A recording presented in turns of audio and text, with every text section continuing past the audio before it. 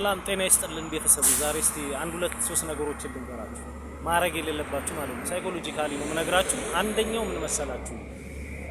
በህይወት እቅዶቻችሁን አታውሩ ይባላል። እቅዶቻችሁን አታውሩ ሲባል ለሌላ ነገር አይደለም። ነገር ግን ምንድነው እቅዶቻችሁን አታውሩ ሲባል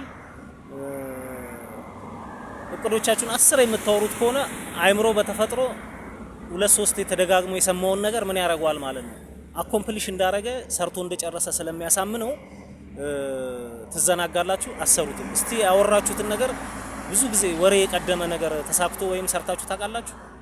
አንድ እሱ ነው።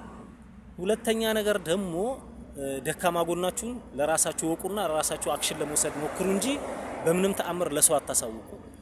የሰው ልጅ በተፈጥሮ ኔጋቲቭን ነገር የማጉላት ቴንደንሲው በጣም ሰፊ ነው።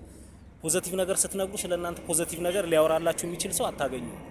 ነገር ግን ኔጋቲቭ የሆነን አይዲያ ግን ማይንድን በአይትሰልፍ ኢን ዘ ኔቸር ምንድነው ማለት ነው ኔጋቲቭ ነገርን የማጉላት ቴንደንሲው በጣም ሰፊ ነው።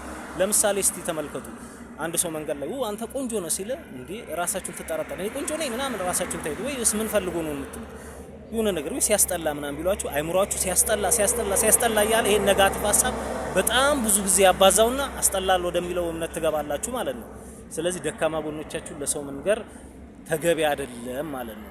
ሌላው ደግሞ ኪሶቻችሁን ለሰው አታሳውቁ። በቃ ይሄ ያለኝ አይባልም። ያላችሁን ሰዎች እንኳን አያወሩም ማለት ነው። ምክንያቱም እኛ ገና ምንም የለንም ማለት ነው የሚቻለው። ገብታችኋል? አይምሮአችንን ተጠቅመንበት አናቅም። ሐሳብ ጊዜያችንን ተጠቅመንበት አናቅም። ስለዚህ መስራት ካለባችሁ ዝም ብሎ መስራት ነው ማለት ነው።